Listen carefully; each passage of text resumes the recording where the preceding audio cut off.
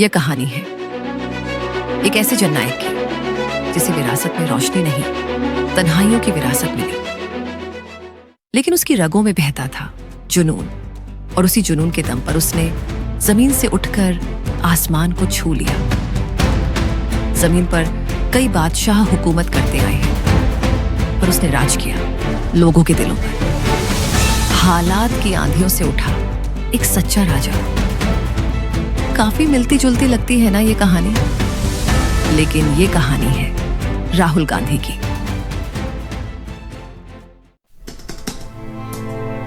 दिल्ली, 19 जून 1970। एक बच्चा इस दुनिया में आया, नाम रखा गया राहुल गांधी। पर यह कोई आम जन्म नहीं था। उसकी दादी इंदिरा गांधी, पिता राजीव गांधी, मां सोनिया गांधी और परदादा जवाहरलाल नेहरू राजनीति के इतिहास में एक लंबी कड़ी। 4 पीढ़ियों का नाम और जिम्मेदारी राहुल की जिंदगी का हिस्सा बन गए। लेकिन 1984 में उसकी जिंदगी का पहला बड़ा झटका आया। अक्टूबर की सुबह, गोलियों की आवाज, दादी की हत्या, दंगे, जलती दिल्ली। सिर्फ 14 साल का राहुल बहन प्रियंका के साथ डर और सन्नाटे में बैठा। कुछ महीनों बाद उनके पिता राजीव गांधी देश के प्रधानमंत्री बने। एक सामान्य पिता अब देश के सबसे ताकतवर पद पर थे। लेकिन नियति ने एक और गहरा घाव लिखा। वर्ष 1991 में चुनावी रैली के दौरान एक आत्मघाती हमले में राजीव गांधी की भी हत्या हो गई। उसने पहली बार जाना कि राजनीति केवल भाषण और मंच नहीं, यह जीवन और मौत का खेल भी है। दादी की हत्या और दिल्ली के दंगों के बाद राहुल का बचपन डर और सुरक्षा के बीच बीता। यह समय उसे जीवन की कठिनाइयों और धैर्य की सीख दे गया। बाद में उन्होंने विदेश में पढ़ाई की। सबसे पहले हार्वर्ड विश्वविद्यालय में दाखिला लिया, लेकिन सुरक्षा और निजी कारणों से रोलिंस कॉलेज, फ्लोरिडा में स्थानांतरित हुए। वहां से उन्होंने BA इन इंटरनेशनल रिलेशंस की डिग्री हासिल की। इसके बाद उन्होंने कैम्ब्रिज यूनिवर्सिटी, यूनाइटेड किंगडम से MPhil इन डेवलपमेंट स्टडीज की पढ़ाई की। विदेश में उन्होंने अपने नाम को बदलकर राहुल विंची रखा, ताकि एक आम छात्र की तरह जीवन का अनुभव कर सके। किताबें पढ़ना, दोस्तों के साथ वक्त बिताना, बाइक चलाना और स्कूबा डाइविंग जैसी गतिविधियों ने उन्हें स्वतंत्रता, साहस और आत्मनिर्भरता सिखाई। इस दौरान उन्हें एहसास हुआ कि पहचान केवल नाम या वंश से नहीं बनती, बल्कि आपके कर्म और मेहनत से बनती है। विदेश में बिताए ये साल राहुल के सोचने और समझने के तरीके को बदलने वाले साबित हुए। उन्होंने राजनीतिक और सामाजिक मुद्दों की समझ भी विकसित की, जो उनके भविष्य के नेतृत्व के लिए महत्वपूर्ण थे। 2014 का लोकसभा चुनाव राहुल गांधी और कांग्रेस के लिए कठिन दौर था। कांग्रेस को ऐतिहासिक रूप से भारी हार मिली और नरेंद्र मोदी की अगुवाई वाली बीजेपी सत्ता में आई। राहुल खुद पार्टी अध्यक्ष नहीं थे, लेकिन विपक्ष की उम्मीदें और आलोचनाएं सीधे उन पर टिकी थीं। सोशल मीडिया और मीडिया में उनका मजाक उड़ाया गया, उन्हें पप्पू कहकर ट्रोल किया गया और मीम्स उनके हर कदम का हिस्सा बन गए। कई बार उन्हें केवल राजनीतिक वंश का सदस्य माना गया, न कि एक मेहनती और सक्रिय नेता। लेकिन राहुल ने हार को सीख और ताकत में बदल दिया। संसद में उन्होंने किसानों की कर्ज माफी, महिलाओं के अधिकार, शिक्षा सुधार और गरीबों के मुद्दों पर लगातार बहस की। इस दौरान राहुल ने पार्टी के युवा नेताओं को भी एकजुट किया और उन्हें सक्रिय राजनीति में शामिल किया। इस दौर ने उन्हें यह सिखाया कि राजनीति केवल सत्ता या नाम का खेल नहीं है। सच्चा नेतृत्व वही है जो आलोचना, हार और चुनौती के बावजूद जनता के लिए काम करना जारी रखता है। 2014-2019 का यह समय राहुल के लिए संघर्ष, सीख और अनुभव का दौर था, जिसने उन्हें एक मजबूत और संवेदनशील नेता बनाया। 2020 में राहुल गांधी ने शुरू की भारत जोड़ो यात्रा। कन्याकुमारी से कश्मीर तक पैदल लगभग 4000 किलोमीटर की यात्रा। यात्रा का उद्देश्य था देशवासियों से सीधे जुड़ना और उनकी समस्याओं को समझना।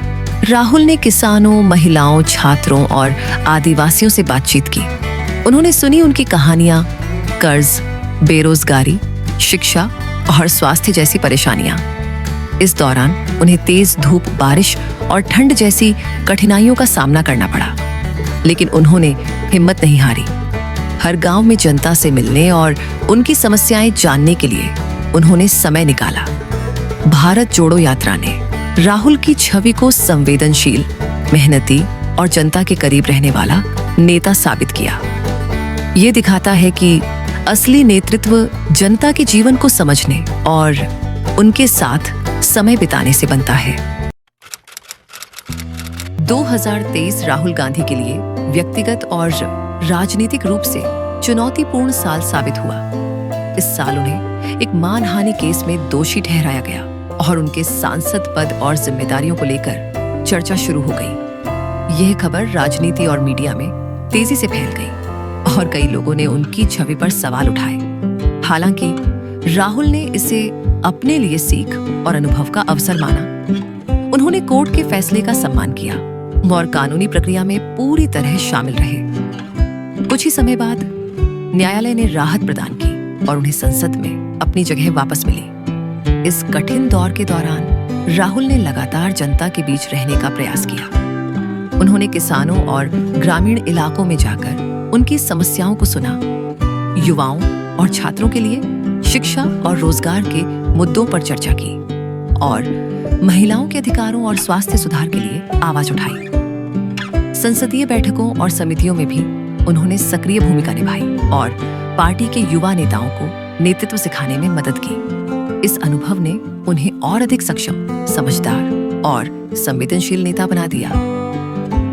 राहुल ने जाना कि राजनीति केवल व्यक्तिगत संघर्ष या मंच की बातें नहीं है, बल्कि जनता की सेवा, जिम्मेदारी निभाना और कठिन परिस्थितियों का सामना करना भी असली नेतृत्व है। 2024 का साल राहुल गांधी के राजनीतिक जीवन में एक नया मोड़ लेकर आया। उन्होंने रायबरेली और वायनाड दोनों सीटों से जीत हासिल की, जो उनके परिवार और राजनीतिक इतिहास के लिए हमेशा खास रही है। रायबरेली उनके पिता और दादी की विरासत रही है, जबकि वायनाड ने उन्हें दक्षिण भारत में भी मजबूत समर्थन दिया। उनकी जीत केवल चुनावी सफलता नहीं थी, बल्कि यह साबित करती है कि जनता का भरोसा और मेहनत ही सच्चा नेतृत्व बनाती है। इस दौरान राहुल ने युवा नेताओं के साथ मिलकर नई रणनीतियां तैयार की, सोशल मीडिया पर सीधे जनता से संवाद किया और विभिन्न जनसभाओं में ग्रामीण और शहरी समस्याओं पर जोर दिया। राजनीतिक मंच पर उन्होंने किसानों, महिलाओं, छात्रों और गरीबों के मुद्दों को उठाया।